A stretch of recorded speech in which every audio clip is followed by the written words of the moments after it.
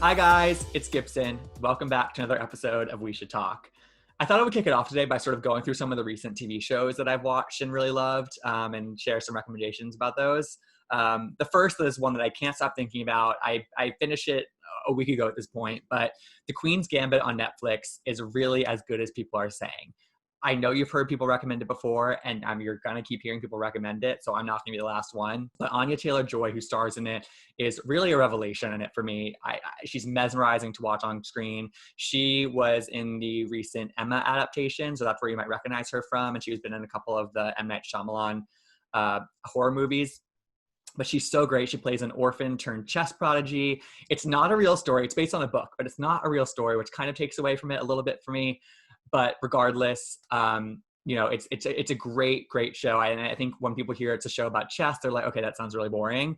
But no, like it is really captivating. It really puts you at the edge of your seat, and I can't recommend it enough. Also, of course, loving The Bachelorette. I haven't actually watched The Bachelorette since Rachel Lindsay's season a couple of years ago. I took a break, a much needed break from that show, but I'm back in it. There was so much drama and controversy surrounding this season. Was Claire going to leave? Had she fallen in love? Have her and Dale been talking before the show started? Is Tasia really going to show up and replace her? Are there going to be new men to join the group? And so there was a lot of those questions were like, okay, I can't not watch this. Like, this is the most dramatic season of The Bachelorette probably in recent memory. So I do not regret watching The Bachelorette again. Even though Claire has sort of annoyed me, her and Dale were kind of annoying about being obsessed with one another. Can't blame them. They were falling in love, whatever. But Tasia, I'm so excited for her journey to start.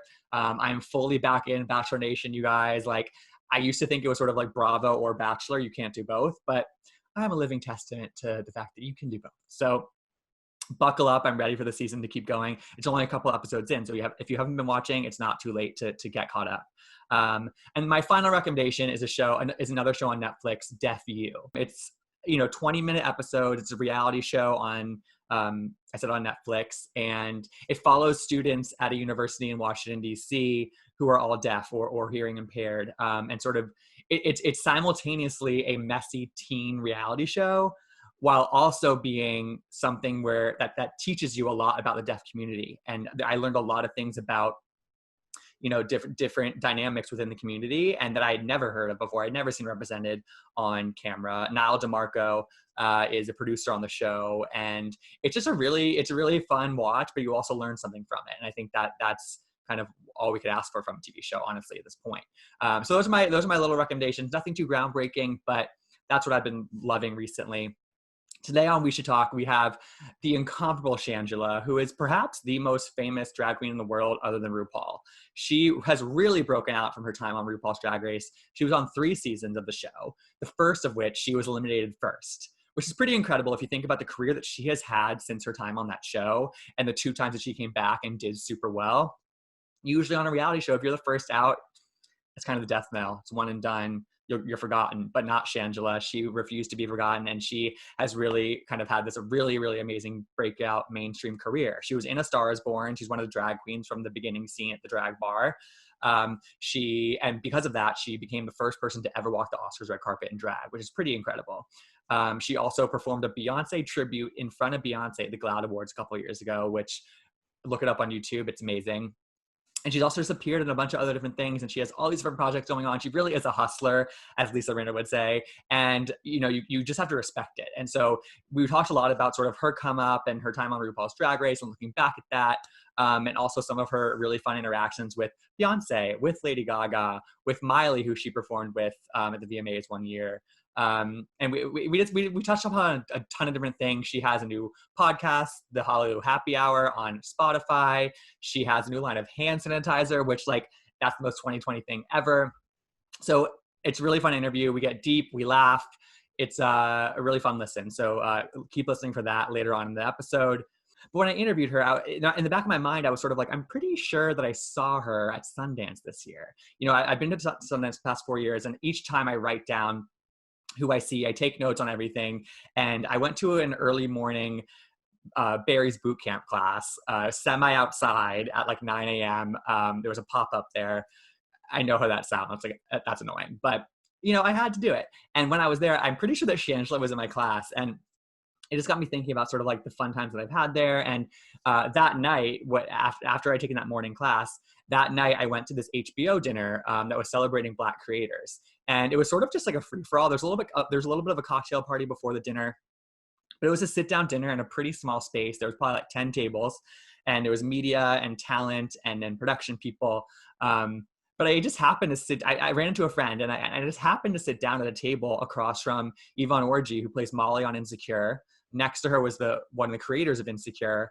And then next to me was the creator of the Oscars So White hashtag. Like, that's just the kind of thing that doesn't happen anywhere else besides Sundance. And everyone was so casual about it. I was trying to play it cool, but I was like, oh my God, Molly is my favorite person on this show. Insecure is one of my favorite shows. And we just like had a really nice dinner together. Like, and we talked about some really deep things, and they were just all so friendly and nice. Like, I was just this random reporter who was there and happened to sit at their table. At the table next to us was Kerry Washington, Issa Rae. Halfway through the dinner, in walked Eva Longoria and Wilmer Valderrama and America Ferrera. Like, this is the kind of thing that happens at Sundance, and everyone is just like wearing their ski boots and jeans and a big parka and like acting like as if it's nothing. And people are so casual about it. Meanwhile, I'm freaking out inside, and I'm just like, how am I here? But yeah, just, I've had so many fun memories from Sundance over the years, and I'll share some of those later on. But the Shangela sighting at Barry's boot camp got me thinking about that dinner from this year. So anyway, keep listening for my interview with Shangela, the host of the new Hallelujah Happy Hour on Spotify. It's a really great one, so enjoy.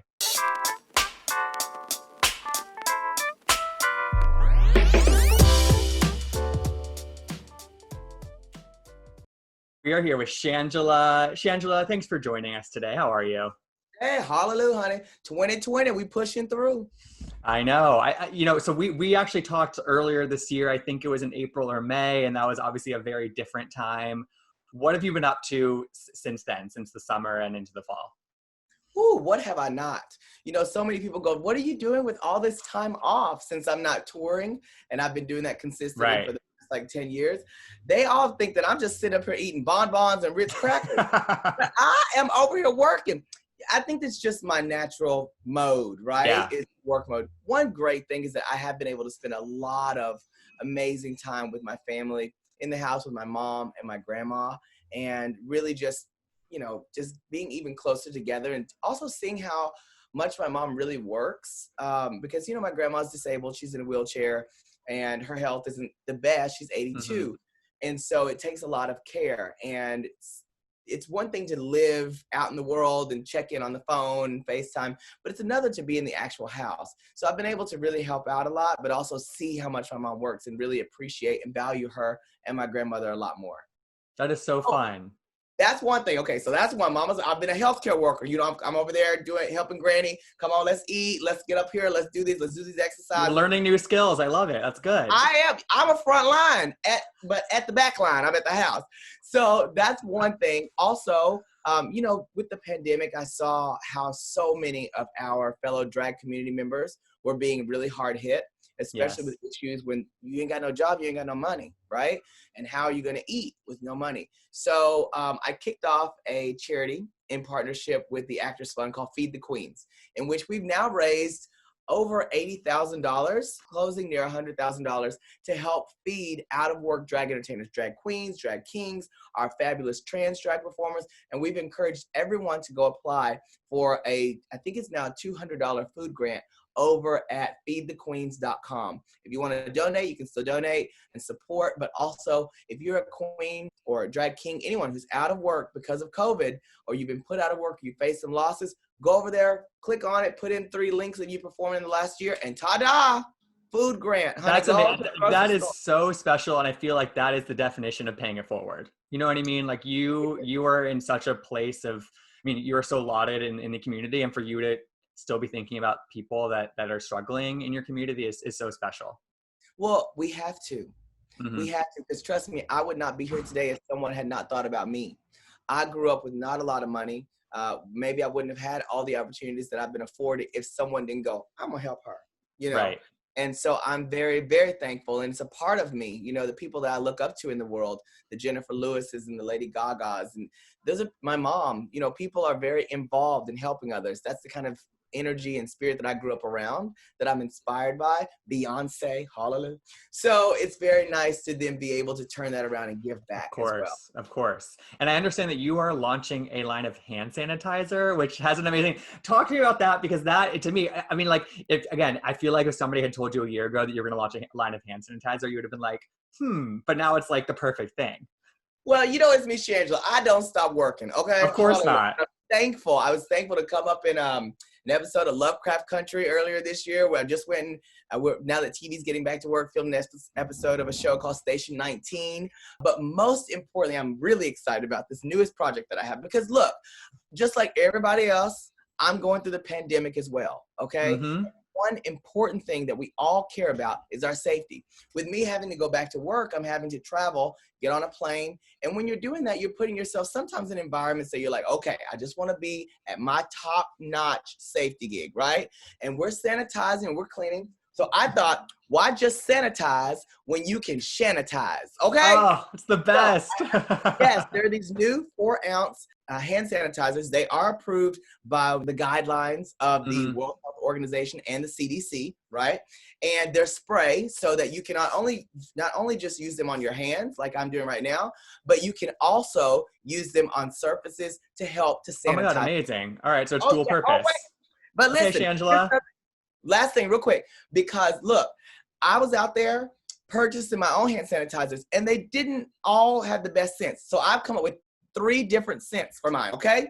And you can get them on shanitizer.com, shanitizer.com. There are 3 scents. There's this one, which is a linen scent called Professional. There is this one, which is called Holly Lemon. And there's this with little Shangela on them, and it says Sweet Sugar Daddy. It was sweet too. I mean, come on, that you can't. This is amazing. This is perfect. Yeah. I love it. So, oh my God. Great for the holiday. They're only like $10 a bottle, and you can get them on shanitizer.com. I collect all 3. Hallelujah. You are a hustler, baby. I love it. All right. So, I mean, I do want, before we get too far into it, I mean, again, you have so much going on that we're going to talk about, but I do want to give people sort of just like the Sparks Notes version of like how you got here, because I mean, like you do have an amazing story, and you have done so much already in your career. I would love if you could just kind of like talk me through like what got you to this point, because you've been through a lot of hurdles, and you've been through a lot of triumphs as well. I just love kind of like a quick backstory for you. Yeah, well, the little Shangy in a nutshell is I grew up in a small town, Paris, Texas, and which I've been back quarantining. Right, you're there now, right? The last 8 months. I always had a dream to work as an entertainer, and I didn't take a direct path to get there. You know, I was the first in my family to be able to go to college, so I was like, let me go to college, let me get a good degree, let me get a job, let me, you know, start helping out, let me get my teeth fixed. It was just a lot of stuff I needed to do, and somewhere around in there, I was working at TGI Fridays, and the CEO told me after me performing at one of our Halloween corporate events, he said, I don't know if you ever want to be an entertainer, but if you want to be, you should go to LA and go soon. Like LA or New York, you should try now, and you'll always have a job here if you want to come back. But I honestly think you have something. And he saw something in me, I didn't even see it myself.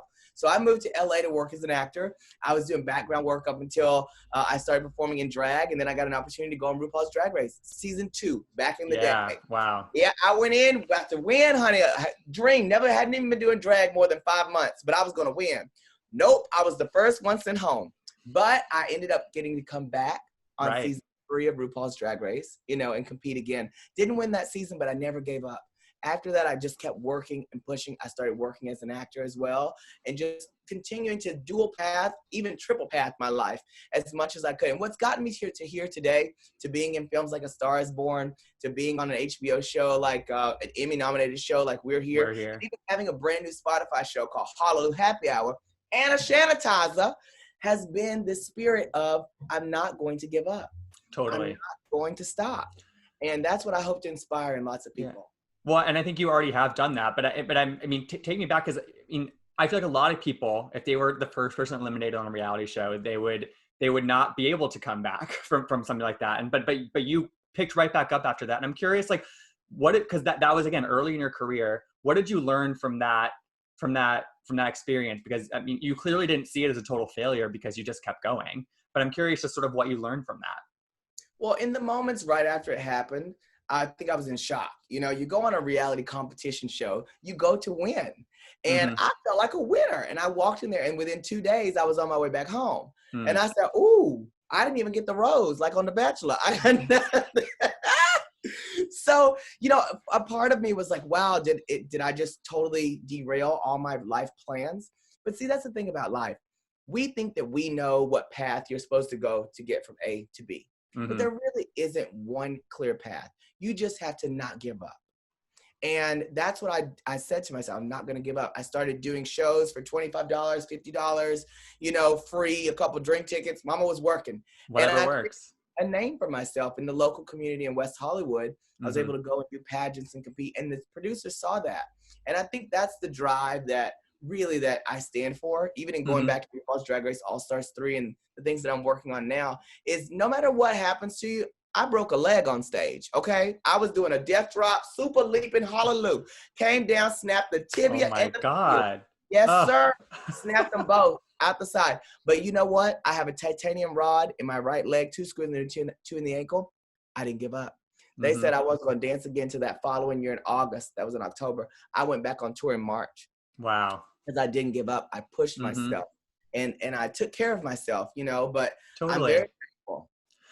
But I also feel like what that points out is like, if you're on RuPaul's Drag Race, there really is not just one winner. You know what I mean? It's like and that's kind of a cliche, I think, when it comes to reality TV these days. But like, it's still very true about RuPaul's Drag Race, which is like, if you are on that show, it is beneficial for your career. It is beneficial for your star, and I think that you are evidence of that. And it's really special to see what you've been able to build from it. Well, I'll tell you, people ask me all the time, like, Shangela, what's the formula? Like, how do you do it? And I said, look, baby, I was a worker before I went into RuPaul's Drag Race. So when I came back out, I didn't have to all of a sudden turn myself into someone who wanted to work hard for their dream. I went in there like that.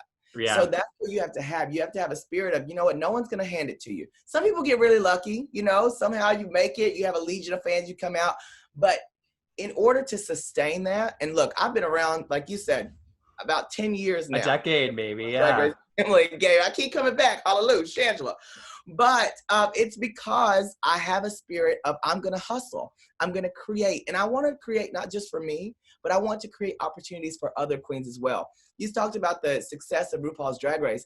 It does create stars. It gives us, you know, this great opportunity. But also the biggest winner of all is the community and the existence of drag. RuPaul's Drag Race has given us this amazing platform to be able to go out into homes, whether it's on Hulu or Netflix or around the world or on VH1 or Logo. It's put us into so many people's experiences that would not have had a touch point with drag if not for this particular show. Totally. So I always am, you know, very grateful to the producers of the show and to RuPaul for giving us that platform. And then it's up to us, hallelujah, to make something of it. Go out there and do with it. For sure. And I'm curious, I mean, last thing about Drag Race, but I am curious, as somebody who was on it 3 times over the years, and the show has been on for a while, what do you make of how the show has evolved and sort of just how, because it has changed over the years. I'm curious, as somebody who has been part of it, what your thoughts on that are. Well, it's funny. Yes, it has evolved and it does find different shape. But it's when I went back into the show for All-Star Season 3 just like 2 years ago, it was crazy because the workroom itself looked like it hadn't changed at all. It was like, I was like Marty McFly in the Back to the Future gig, and I went back over there and I walked in, I was like, wow. But you know who had evolved? Me. The room didn't change, but the queens continue to evolve. And I think that's really the energy of the show. You wouldn't have no RuPaul's Drag Race without the contestants, their stories, their energy, their creativity, their talent, their art. And they go in there and they share. And that's why I love the show. You know, I call myself a fan first and a contestant second because I've seen every season, every untucked, every extra lap. And I even have a comedy show about it called Shangela is Shook, about the fallout from All Stars 3 for free on YouTube. Hallelujah. So it's just great to see it continue to grow. Yeah. Totally. And then obviously since then, I mean, I could go through the list of the career highlights that you have had, but I don't think you necessarily need me to do that. But I'm curious, like, if there is something that sticks out to you as even something that's maybe not as obvious from the past like 5 or so years that really sticks out to you as a moment that was kind of a pinch yourself moment or felt like a really big accomplishment for you? Like what sort of stands out for you that might not be the first thing that comes to my mind necessarily? You know, an interesting thing is that I started recording. I have a friend who's a videographer, and he started recording so much of my life over the last 10 years because we were like, we're going to do a documentary. It's going to be amazing. So every time I did a 184 city tour around the world. I mean, you want to talk about the nonstop doll? Oh my God. Everywhere from Hong Kong to Thailand to Good for South you. Africa, all over the world. I performed on 6 out of the 7 continents. Antarctica's next. And I thought at the end of this year, I've done 184. That's going to be the big moment. And then A Star Is Born was released. And I didn't realize how awesome that was going to be. So I was like, oh, this is it. The big moment. I went to the Oscars. I was the first drag entertainer to ever walk the Oscars red carpet in drag. I was like, this is it. This is the end. And then I got to perform for Beyoncé. And so we just continue recording. There is no ending yet because I don't know what the body's going to be. But I'm going to tell you, that was a big pinch myself moment. Being able to, you know, it's the GLAAD Awards in Los Angeles just last year in 2019. And was it 2019? Was it earlier this year? No, it couldn't have been this year. This is pandemic year. Okay, so last year. Time is so weird these days, Shangela. Come on. So I was invited to perform as Beyonce for Beyonce, and Beyonce approved it. Like, Beyonce was like, sure, I'd love to see Shangela. Then she got on stage in her acceptance speech. She goes, I didn't expect any of this. I've had so much a great time tonight. I put a run in my stockings dancing to Shangela. What? And then I got to meet Beyonce afterwards, and she was so nice, and I was such a goober. Like, everything she said to me, I had all these special moments I wanted to say, like, you were the first number I ever performed, Single Ladies. It was my first number in drag. I've been able to connect with so many people around the world because of you and your music. I love you so much. All I could do was repeat everything she said to me back to her. She goes, what did she say to you? She goes, you were so good. And I said, you are so good. You are so good. And she was like, well, I could just tell in your face you were so in it. I was like, yes, because you are always in it. You are so. All I could do was repeat everything back to her. I don't blame you. Come on. Like, we'd all be the same as, I mean, at least you got some words out, you know? I feel like some people would just be mute. So it's an accomplishment too. You know what? It's Beyonce. I had to bask and glow. Like, she literally glows. I don't know what it is. Maybe it's something in her water. It's not in my water.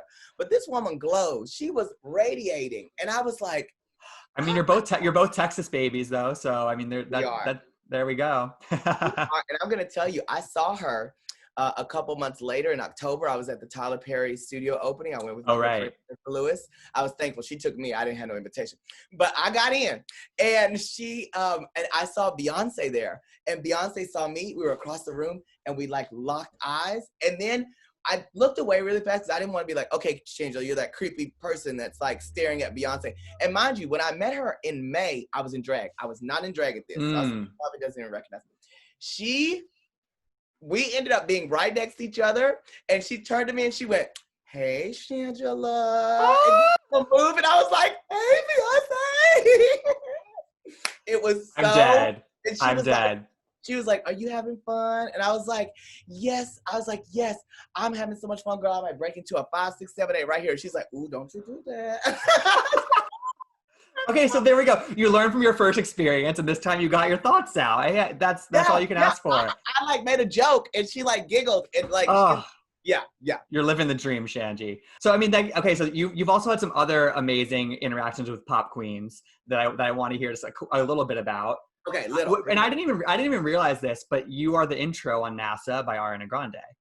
Yes, on the Thank You Next album.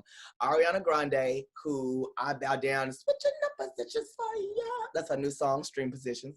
I love Ariana Grande. Like, not only does she have this amazing voice that you can just feel through her music, but heart. When I tell you, like, heart, and I'm thankful to know her brother, Frank, he's a really good friend of mine. Her mother, like, they're just a sweet family. And when she actually invited Frankie. We were in New York, and Frankie was like, do you want to go to the studio? My sister's there. And I'm like, yeah. Next question, right. Whatever you want to do. And so we go there, and she was so sweet, and she was playing music from the Thank You Next album when they were putting it together. Amazing producer Tommy was there. And she goes like, I want you to hear this song, but don't listen to the beginning yet because I'm not done with it. But you know how any artist is. Like, So I remember listening to it, and after it was done, I told her, girl, I'm already in my head, I'm making up what my drag number's gonna be to this. I'm gonna come out there in a space suit with titties, and I'm gonna be like, this is one small step for woman, one giant leap for womankind. And she goes, oh my God, you have to record that on my phone right here. So I recorded her phone, and then later on, like a month or two later, she called me. She's like, so just want to let you know, you're the intro on NASA. And I was like, what? You're on it. You made the album. And that was I was on the album. you made the album, and that was such a cultural moment too to be a part of. That's pretty cool. No, try being at her concert. So I was at the Sweetener tour, and like she was like Shangela, because that's her cute little voice. She's like, yeah, your part right here, and I'm like, ah! It sure is. Oh yeah, and they put me on the big screen. I was like, yeah. Wow, I'm obsessed. So great. You've also performed with Miley Cyrus at the VMAs. What was that like for you? You were part of a huge group, performed with her. Everything, because not only was I part of a huge group, but I was flanking Miley's left shoulder. Okay, so I was right up on the doll, and she's someone who, as a drag entertainer, I respect her so much because she loves her some drag, and not just like one of the girls that's like, oh, I love drag, I love wigs. No. She knows the girls. Damn, she loved the House of Edwards so much. It was me, Laganja, and Alyssa. She had learned these moves that we did. She practiced them. She posted about them. And then she invited us to come. She's like, I want you guys right up here performing with me. And we did the whole choreo. And she, baby, knew it, okay? Knew it. She's a sweetheart. I love that. She's a total pro, and I love that. Okay, last pop queen before we jump. Lady Gaga, Star is Born. Just give me a quick, just like, what was that like? Because that could have been amazing. It was every single time that I've had interactions with Lady Gaga. I'm gonna have to put these in a book. Andy Cohen told me to put them in a book. But yeah, because I'm so free with nothing to do. Sanitizer. So listen, Lady Gaga, we'll talk about A Star is Born. When I got onto the set, I was like, okay, you're working with Lady Gaga and Bradley Cooper. Like, I have to nail this. Lady Gaga had literally had a big hand in picking me for this role to go in and audition and get the role. So I was like, I don't want to let them down. So I was a little nervous. And she has this way of just bringing energy that just calms everyone, because she's so open with herself and she's so relaxed and she is who she is, and she delivers. And she comes with this joy. She has the foundation, the Born This Way Foundation. It's all about kindness. She is kind. That's why she can have an organization that is totally true and authentic, because she is a kind person who cares about the world and cares, and it comes through her music. And okay, I'm gonna tell you, this is a fast story. So we're in Las Vegas, and you know how so I'm at her concert. I'm there for the not our pop. What's the Enigma tour? Okay? Yes, Enigma. So. Yes, and she's saying, there's a part in the show where she says and Christina Aguilera is here tonight. Hi, Christina. Rita Ora is here. Gayle King is here. And then she stops and she goes, and my girl Shangela is here. Yes. And I'm like, what? My friend Junior and I are like screaming. And then she goes, who, by the way, I think deserves her own residency in Las Vegas. And I was like, she's not wrong. She's not wrong. That's the endorsement we need. Hello. Produced Lady Gaga presents. Yes. Oh my God, that's amazing. Well, I know we're going to hear Gaga songs, Ariana songs, Beyonce songs, and Miley songs on your show, Hallelujah Happy Hour, which is on Spotify. Yes. You're several episodes in now. I mean, it's to me, it's so fun because it's almost like a mix between a radio show and an actual podcast and a DJ set. I've never really listened to something like it, because it really does switch between songs and you talking with amazing guests, talking about the conception of the idea, because it's a unique thing out there that a lot of people aren't doing. Thank you. Yeah, we've titled it kind of as a brand new audio experience. And I'm so thrilled to be working with Spotify, because number one, I already listened to Spotify. So I was a fan already. I'm like, I got the app, I'm in. But in addition to that, now they know how to deliver really high quality content. So I was really excited to partner with them and Gimlet Media and make this experience come to life. It's another touch point for me to be able to be involved with my fans, whether it's in their car after a long day of work or in the morning while they're, doing the shower and all that.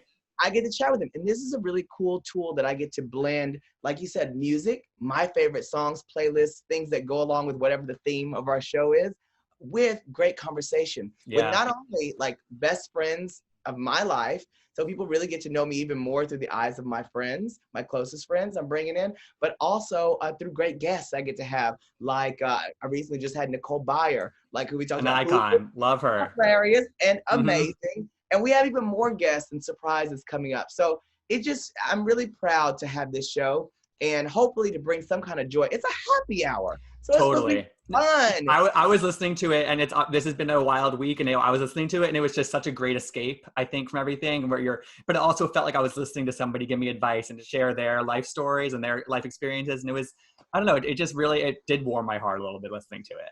Yeah, and see, even my fans who listen to it get to send in to hallelujah@spotify.com like their song requests or like amazing or special things. So it's also a little bit interactive, and it just hopefully cements me more to the people who have supported me from the time that I was baby Shange, who went home with a piece of corn hanging from her wrist, and now here we are with a electronic billboard in Penn Plaza in New York City. So cool. Incredible. Justin, so incredible. And I mean, you mentioned some of the guests. Can you tease anybody that is going to be on the show coming up? Because I'm sure you have a long list of people that you can call up.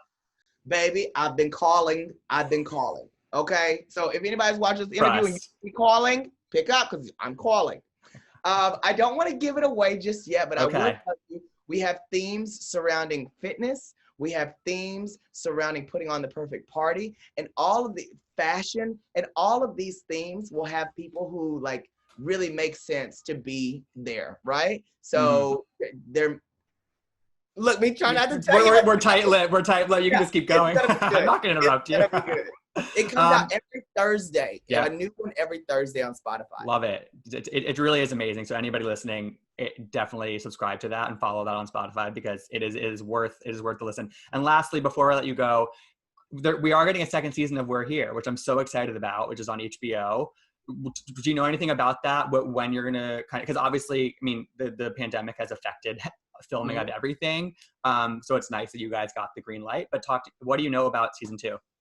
Let me tell you something. I am so bow down, Beyonce song, bow down, grateful to our people at HBO and the production house at IPC and the producers and everyone in figuring out how we can safely get back to work and produce this content that really, we launched We're Here the first season at the beginning of the pandemic. Yeah, it came out in March, we right? Were all kind of shut in. We didn't know what the following would be like, if anyone would watch it, but we found that so many people were touched by this show. So that made us even more excited when we got the green light for season 2 to get back out there and to produce more, because it's really helping people in a time where we need to be reminded about how important it is to be together, to be united, to respect each other in a time when our country is like this, okay?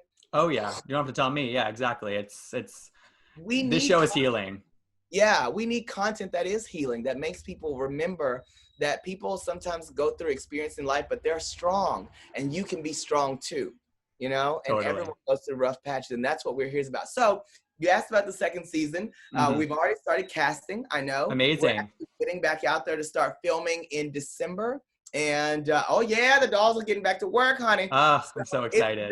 It's really exciting to be able to produce even more of this show for next year. I love it. Well, Shangela, I'll let you go, but it was so fun to catch up and hear about all your latest projects. You're always up to something really fun. Me? I ain't doing nothing. Shanitizer, available on shanitizer.com. Let's be clean. Hallelujah. And don't forget to follow Hallelujah Happy Hour, baby, on Spotify. There we go. All right. Well, have a good one. Be well, and thanks for calling in. Thank you, boo. For more stories from In the Know, go to intheknow.com. You can also follow In the Know on Twitter, Instagram, and Facebook, and find me, Gibson Johns, on Instagram and Twitter at Gibsonoma. Thanks for listening, and we'll see you next time.